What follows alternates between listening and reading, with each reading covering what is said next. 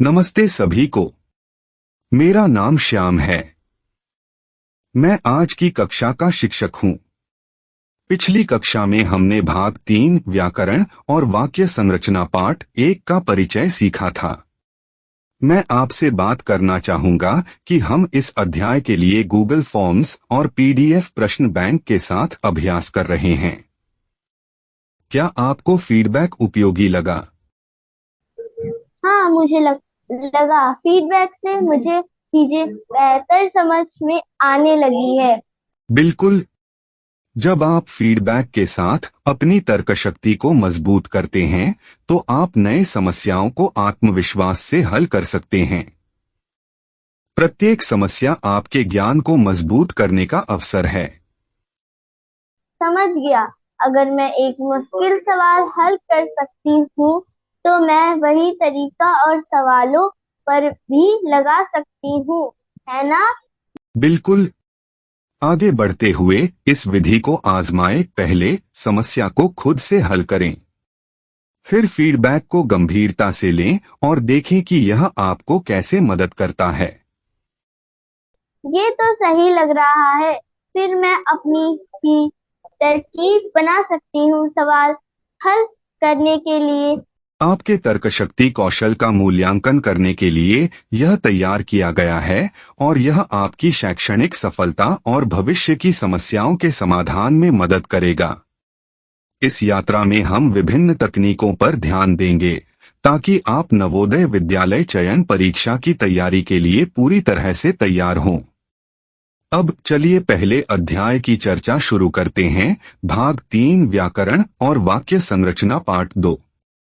विराम चिन्ह लिखित संचार में आवश्यक उपकरण होते हैं जो अर्थ को स्पष्ट करने, रुकावटों को इंगित करने और वाक्य के स्वर को व्यक्त करने में मदद करते हैं।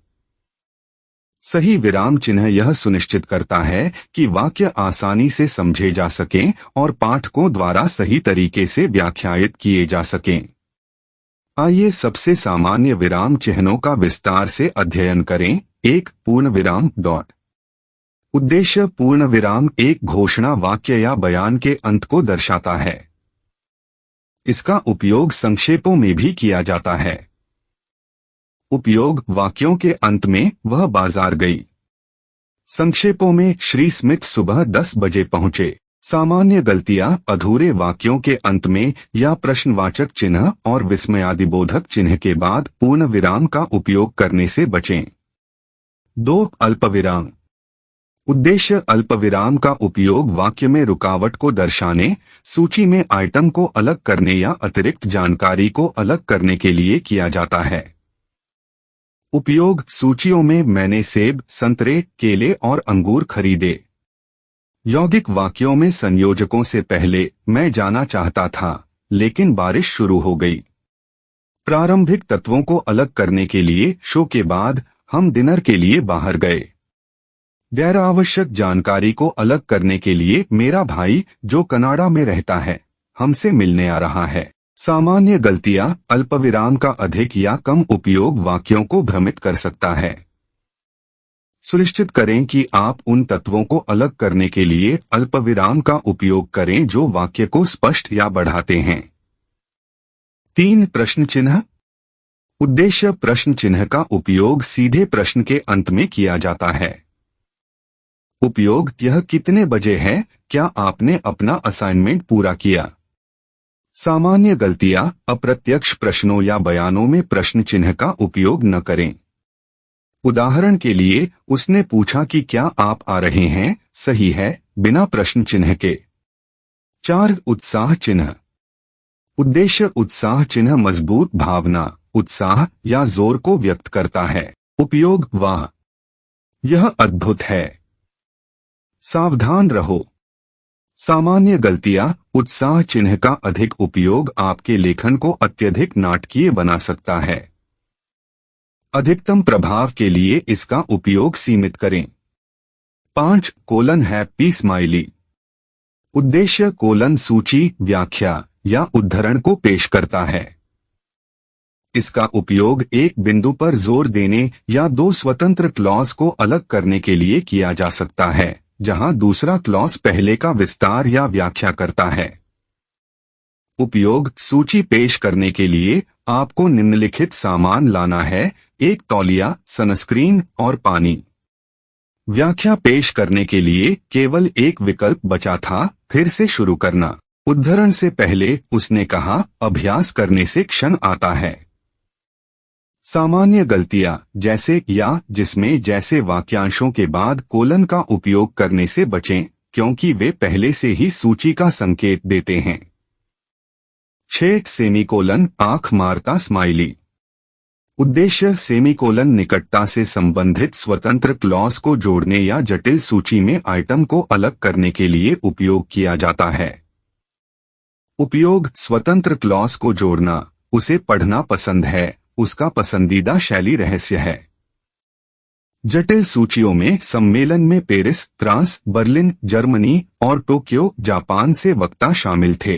सामान्य गलतियां: सरल वाक्यों में अल्पविराम या पूर्ण विराम के स्थान पर सेमीकोलन का उपयोग न करें। सुनिश्चित करें कि प्रत्येक क्लॉज स्वतंत्र रूप से खड़ा हो सकता है। 7 अपॉस्ट्रोफी। उद्देश्य अपॉस्ट्रोफी स्वामित्व दिखाता है या संकुचन बनाता है। उपयोग स्वामित्व, कुत्ते का हार लाल था। संकुचन, देरी मत करो। सामान्य गलतियां: बहुवचन संज्ञाओं में अपॉस्ट्रोफी का उपयोग करने से बचें, जैसे सेब का के बजाय सेब। इसके अलावा इट्स स्वामित्व और इट्स संक्षिप्त रूप इट इज के लिए के बीच का अंतर जानें।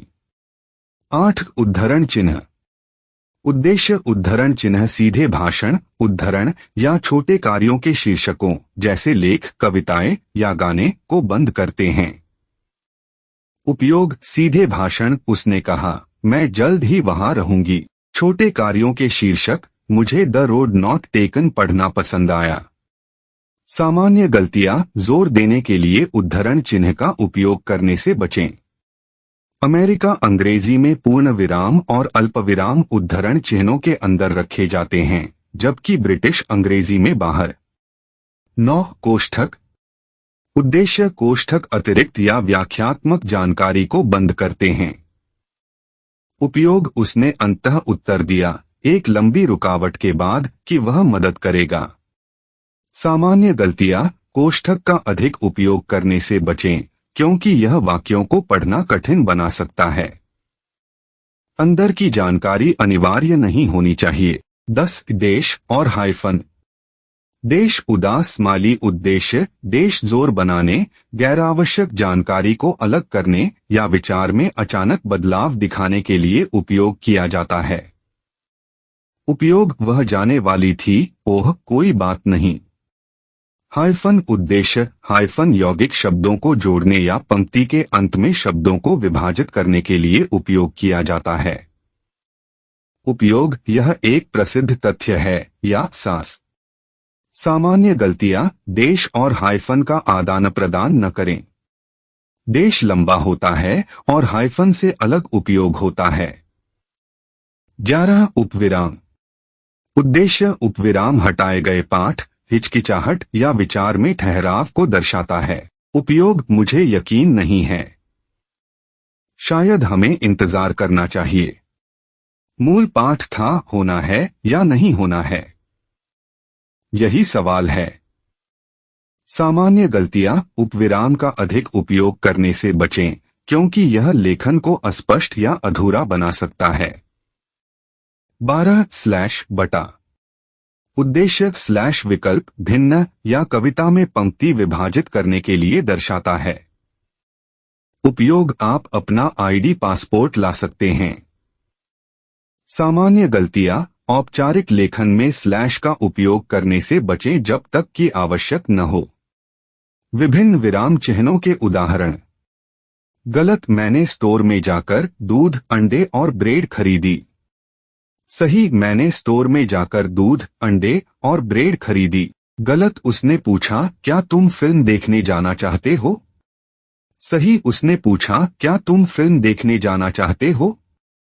संक्षेप: विराम चिन्ह वाक्यों के इच्छित अर्थ, स्वर और संरचना को व्यक्त करने के लिए महत्वपूर्ण हैं। विराम चिन्हों के नियमों में महारत हासिल करने से आपके लेखन को स्पष्ट, प्रभावी और आकर्षक बनाना सुनिश्चित होता है।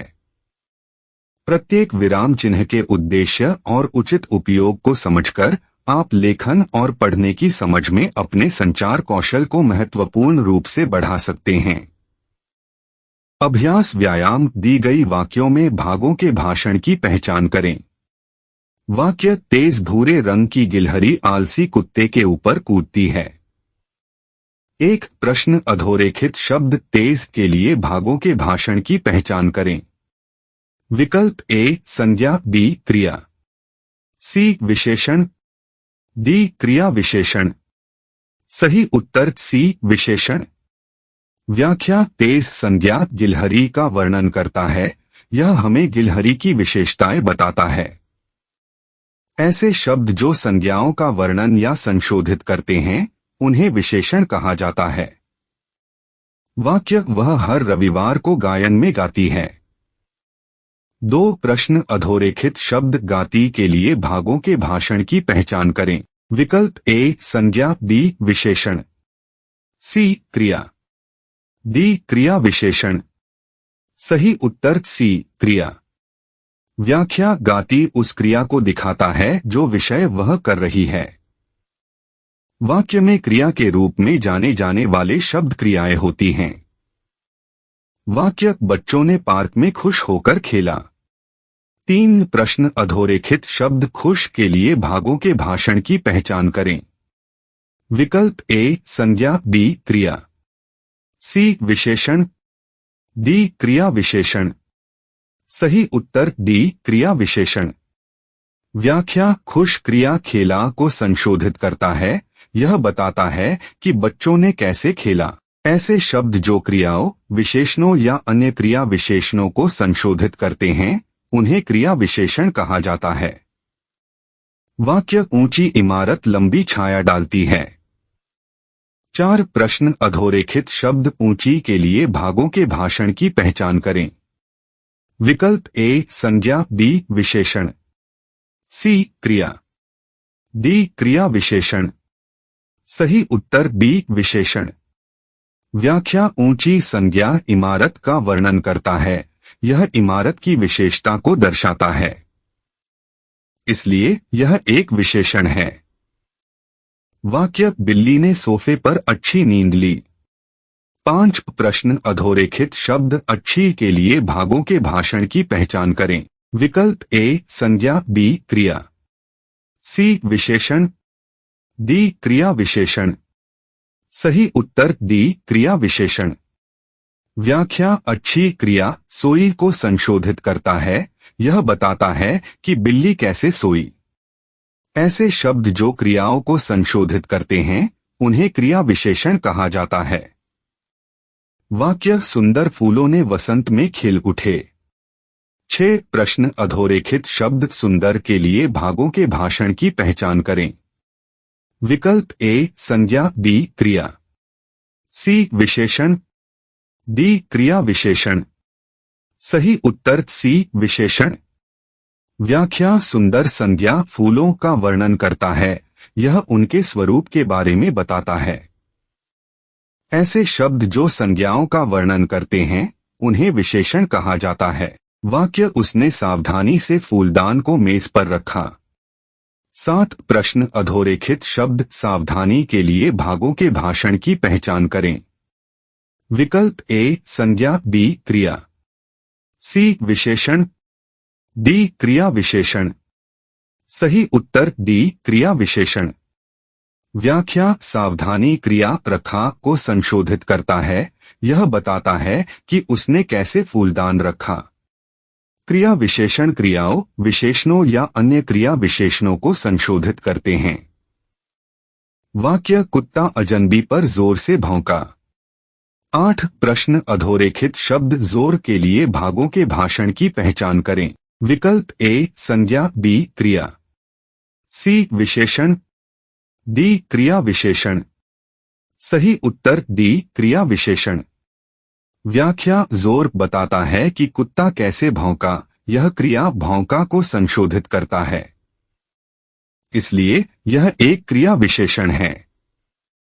वाक्य हमने पिछले गर्मियों में प्राचीन खंडहरों का दौरा किया। वाक्य हमने पिछले गर्मियों में प्राचीन खंडहरों का दौरा किया। 11 प्रश्न अधोरेखित शब्द प्राचीन के लिए भागों के भाषण की पहचान करें। विकल्प ए संज्ञा, बी क्रिया, सी विशेषण, डी क्रिया विशेषण। सही उत्तर सी विशेषण। व्याख्या प्राचीन संज्ञा खंडहरों का वर्णन करता है, यह उनके आयु के बारे में बताता है, इसलिए यह एक विशेषण है। 12 वाक्य उसने पहेली को तेजी से हल किया। प्रश्न अधोरेखित शब्द तेजी के लिए भागों के भाषण की पहचान करें। विकल्प ए संज्ञा, बी क्रिया, सी विशेषण, डी क्रिया विशेषण। सही उत्तर डी क्रिया विशेषण। व्याख्या तेजी क्रिया हल किया को संशोधित करता है, यह बताता है कि उसने कैसे पहेली हल की, इसलिए यह एक क्रिया विशेषण है। अब आपकी प्रैक्टिस का समय है। हमने आपके व्हाट्सएप पर पीडीएफ प्रश्न बैंक और उत्तर पत्रक के लिए गूगल फॉर्म लिंक साझा किया है। सिस्टम आपके उत्तरों को आंसर की से स्वतः मिलाता है और विस्तृत स्पष्टीकरण के साथ फीडबैक देता है। ये तो बहुत अच्छा है।